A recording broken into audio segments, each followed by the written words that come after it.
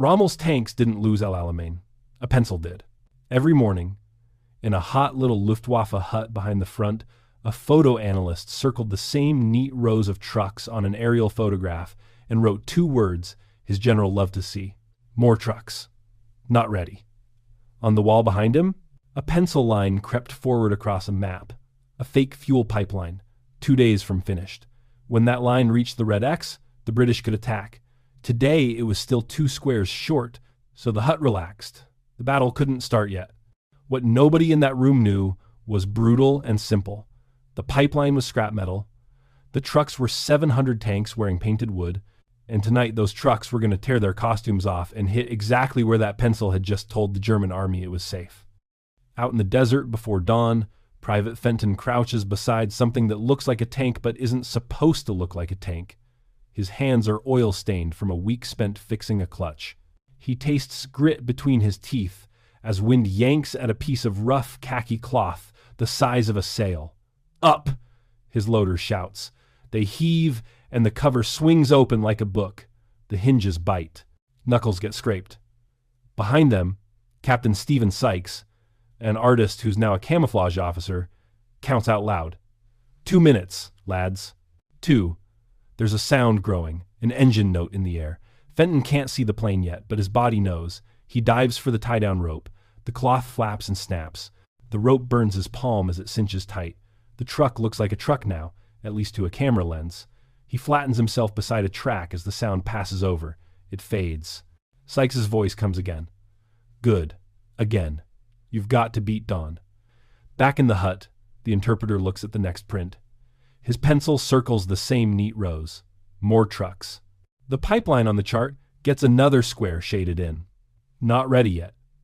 But those trucks are going to move without ever starting an engine. The pipeline is a lie. They're building on purpose. The calendar everyone's watching is being pushed forward by guys like Fenton, who learned overnight to live under canvas and peek out at the world through a slit. 2 weeks earlier, in Cairo, the light is softer. Major Anthony Maxwell Ayrton, Tony to his friends, walks through a yard that looks nothing like an army base, and everything like a theater workshop. Painters in rolled-up sleeves, soldiers with ranks on their shoulders, measuring time by how fast people can cut canvas.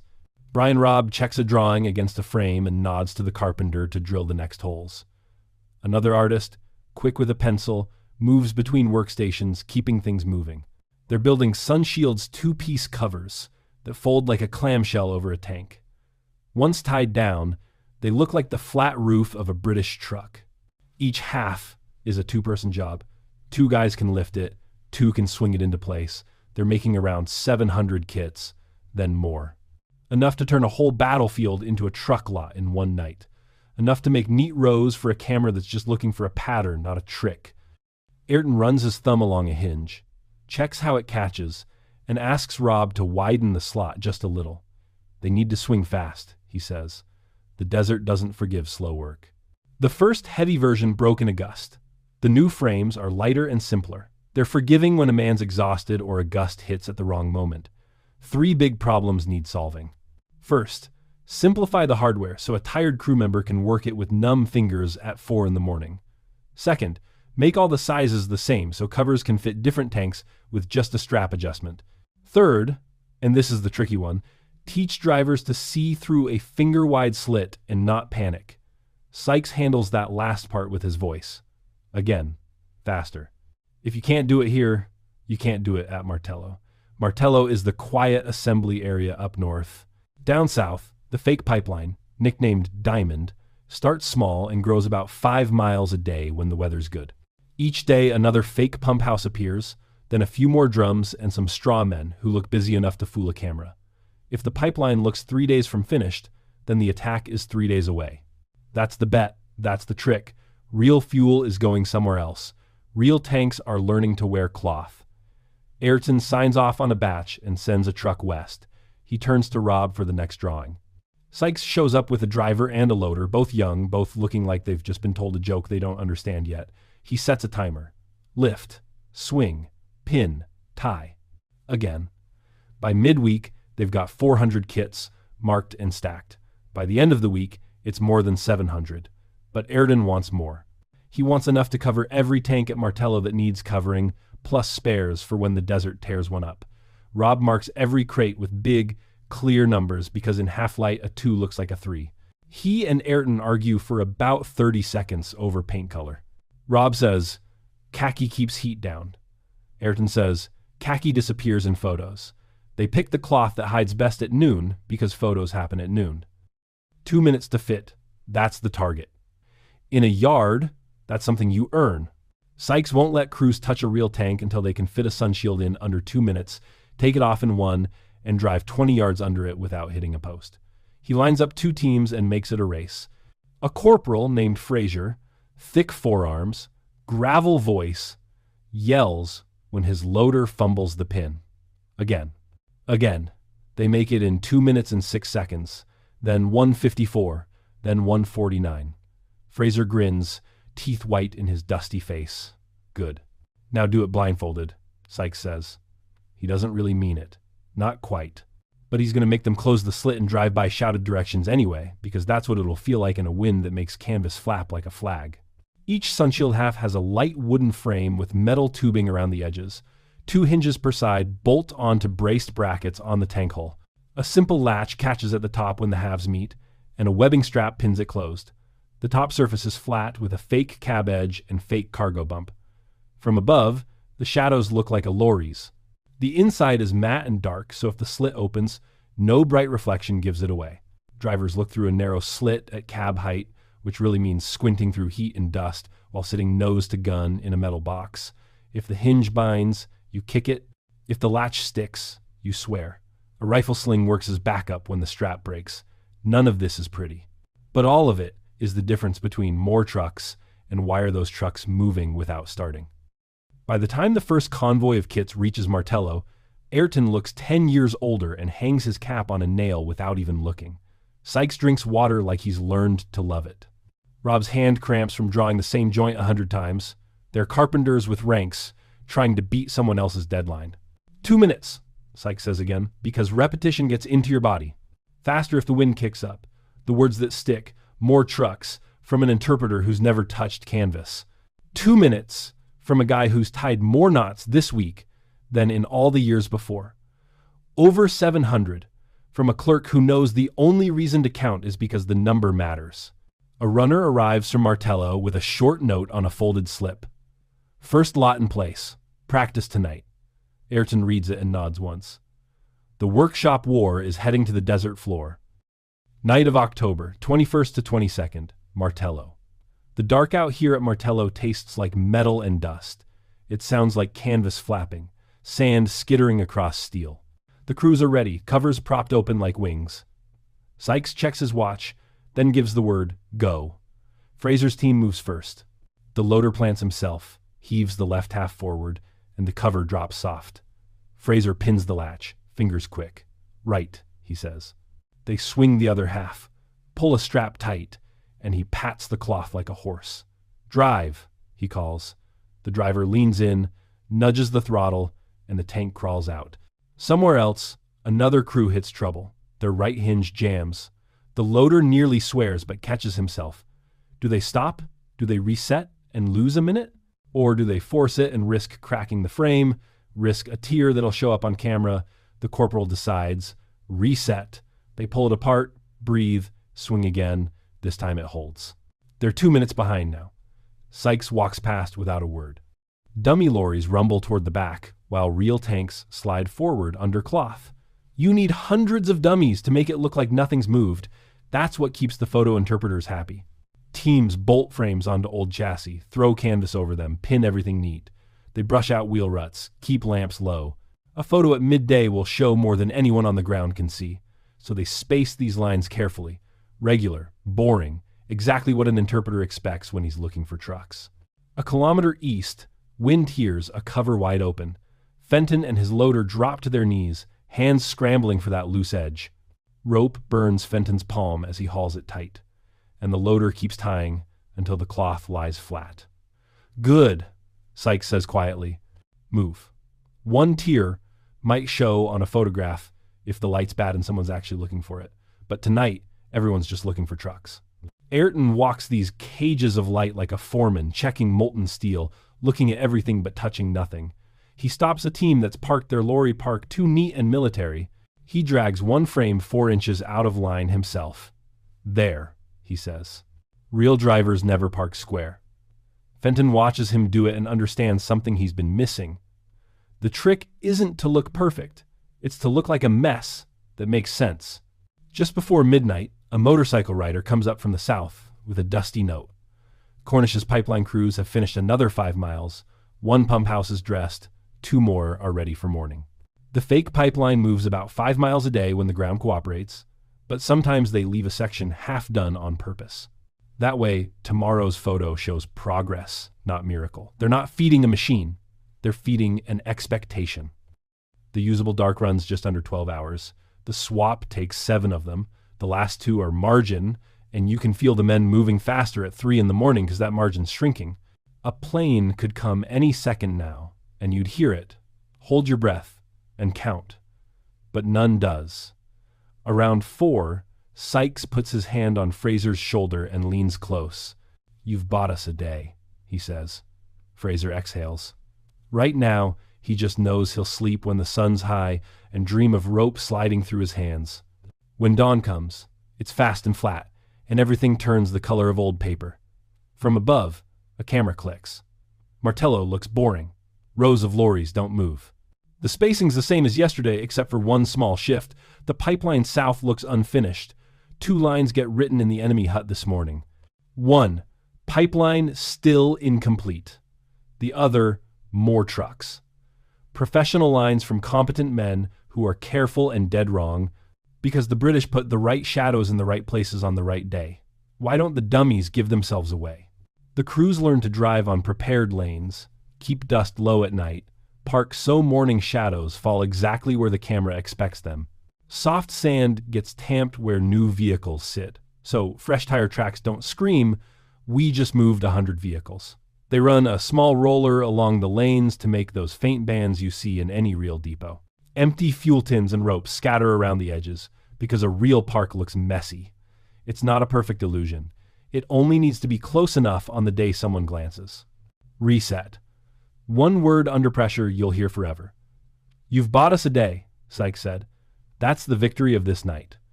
By afternoon, torn kits get patched. The crews sleep through the heat that makes canvas smell like old tents and machine oil. Ayrton and Rob walk the lines and pick at small flaws. "Move that," Ayrton says, pointing at a stack of crates that looks too neat. Rob moves it. They're writing tomorrow's photograph with objects, not ink. At sunset, a lorry from the south rumbles in with Cornish's next report. The fake pipeline crawled another 5 miles on the map. Pump house, done. A squad of straw men worked the site for an hour under a photographer's eye, then knocked off. The men who staged them ate bread and dates and laughed in the wind. The calendar on the German wall is moving backward by their hands. Good men doing careful work made someone far away write "not yet" in neat letters, and that "not yet" is the best cover any soldier could ask for before a fight. They've left the workshop and made the trick live in the dark. Now comes the hard part. Ripping the canvas off at exactly the right second. It's October 15th, miles away from where the real fighting is happening. Philip Cornish is a thin guy with his sleeves rolled up and a notebook that smells like glue. The land around him is completely flat. When you look toward the horizon, it wavers like the surface of a hot lake on a summer day. Down in a trench, someone's bolting together a row of flattened 4-gallon petrol cans edge to edge, turning all that metal into something that looks like a pipe. Cornish walks over and taps a specific spot where the trench meets a small rise in the ground. "Don't finish this joint till morning," he tells the sergeant. "If it's all done by sunrise, anyone looking from above is going to see it. They're going to know something's wrong." The sergeant bends a thin strip of metal back up so the joint looks like it's only half done. Real work is messy. Ragged edges, fingerprints everywhere. Something that got done perfectly overnight, that's suspicious. But work that moves slowly, that's normal. So they take their time. The goal is 5 miles. Some days they do less, because a pump house needs real attention. Other days they set up the whole scene. Straw men in goggles, a lorry tipped on its side like someone's fixing the axle, drums stacked at just the right angle. A camera up in the sky records everything as shadows. Cornish tests those shadows with his boot. He literally kicks up dust and watches how the afternoon sun makes gray lines across the ground.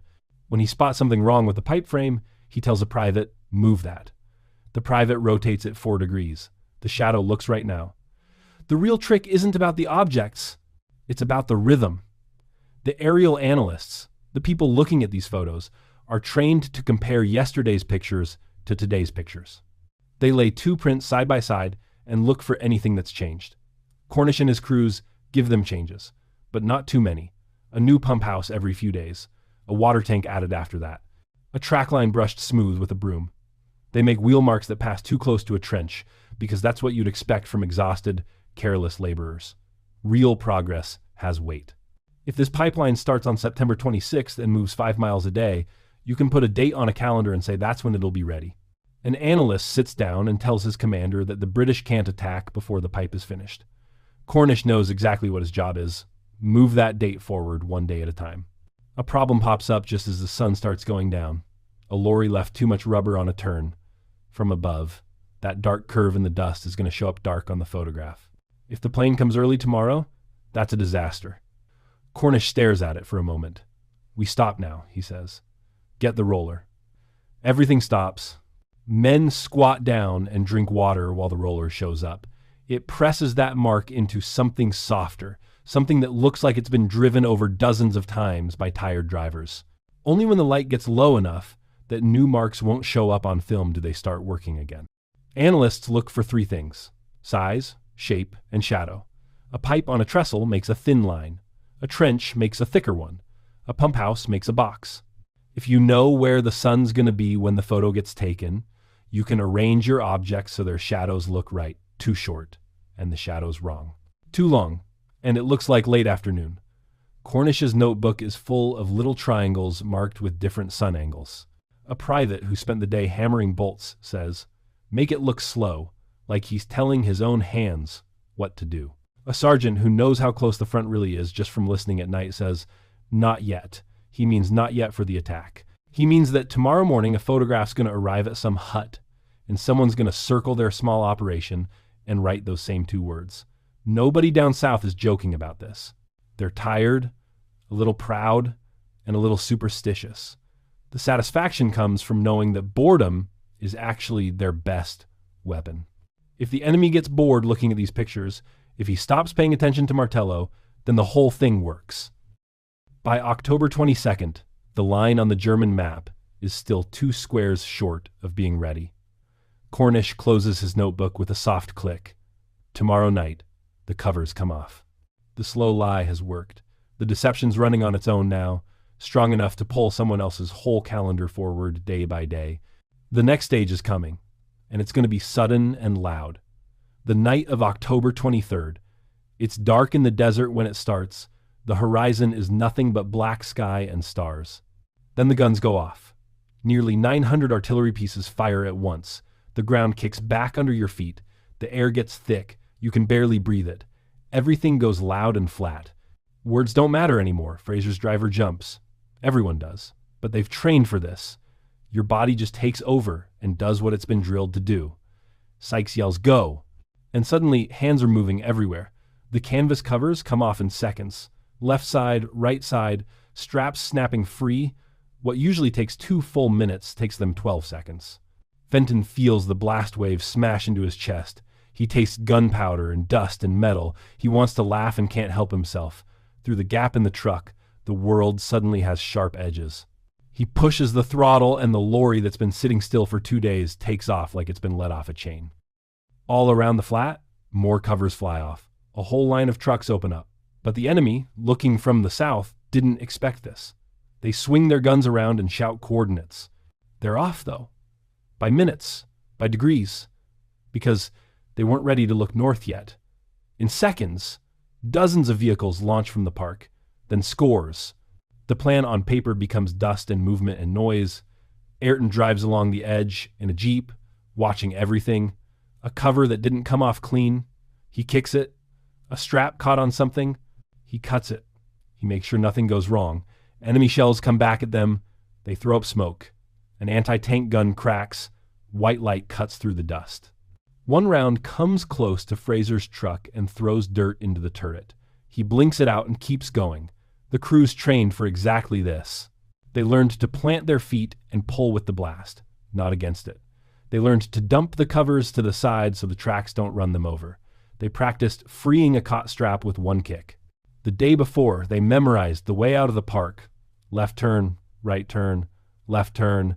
So when the noise came, they didn't think. They just moved. The rows stayed neat. No one piled on top of anyone else. The park opened up like a mouth that knew what it was doing. Officer said one word. Now. Nothing cuts harder than that. From the other side, someone picks up a phone and realizes what's happening. They're moving. But the men who'd been waiting under canvas for a week don't need orders. They already know what to do. The enemy didn't get a chance to change their mind. The world changed it for them. If they're good, they'll shift to Plan B. But Plan B wasn't supposed to happen for days, and not from here.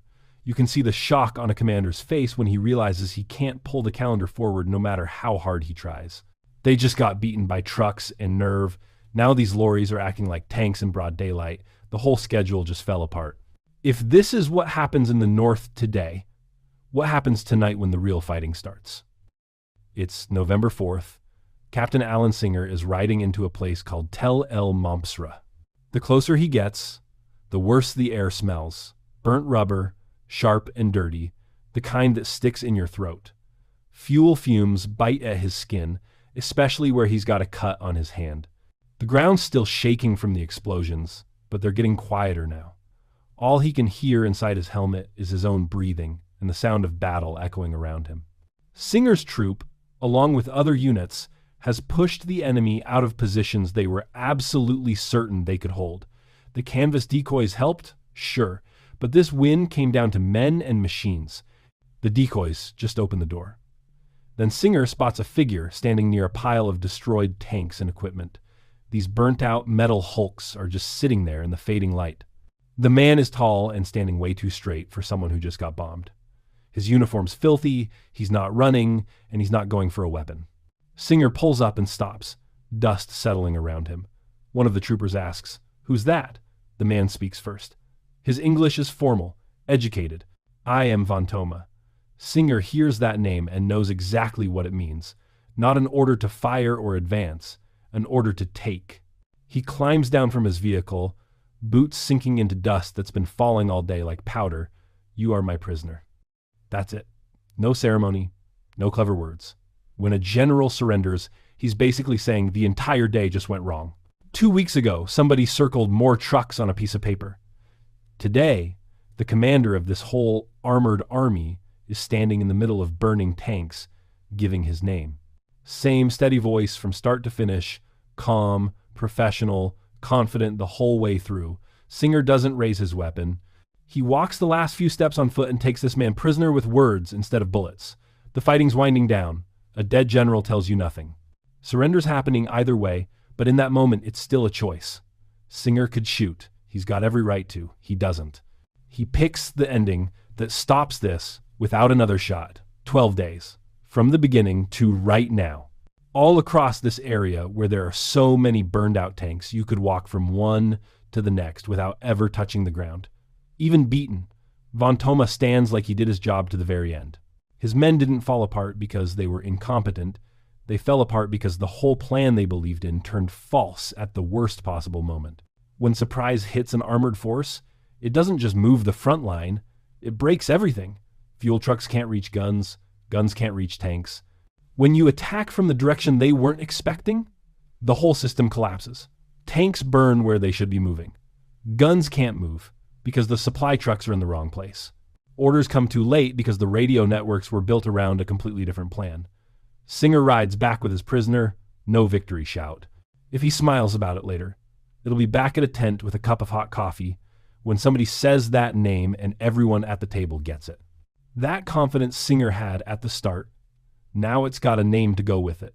A pencil mark on a piece of paper in some hut became a surrender in a field lit by fire. The guys planning from the south didn't control this day, Canvas and Nerve did. We're going back one last time to that hut with the photographs and the wall chart. We're back at the hut in early November. That ceiling bulb still hums. On the table, there's a burned ring where someone left a cup about a month ago.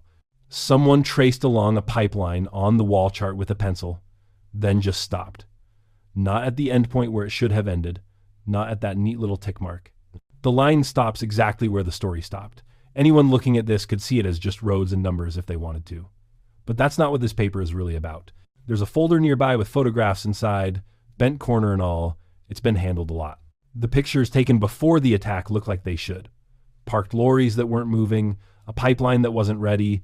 Then the new prints come in after the barrage starts, and they look completely different. Everything's wrong now. The neat lines in the north, the dust, the shadows. The men in the photo hut are going to study these new pictures very carefully. They won't get caught off guard like that again, not next week. But they were caught once, and once is enough. The final count isn't something anyone's proud of. 722 covers. A pipeline that moved 5 miles a day starting September 26th, right up until it wasn't needed anymore. 12 days from start to a general's quiet surrender. Those numbers are hard to look at. Like counting the ribs on something you built yourself. You don't count them to brag. You count them because you need to know what it actually cost. A Sunshield hinge hangs on a peg near a tent flap. When the desert wind picks up at sunset the way it does, that hinge swings and clacks against the pole. It's just a small piece of metal. A camera would never bother with it. Just a tiny sound in a world that's been incredibly loud. But it's the piece your fingers remember. Just a hinge that did its job. People see what they expect to see. That interpreter at the start didn't fail because he was stupid. He failed because someone else, someone with canvas and patience and a calendar, made sure that what the interpreter expected to see was exactly what he got. Until everything shifted. Trucks became tanks, the date came early, the door opened. A man named Singer met a man named Von Thoma in the firelight and finished a sentence that started long ago, right under a pencil circle. The calendar lied, the canvas told the truth.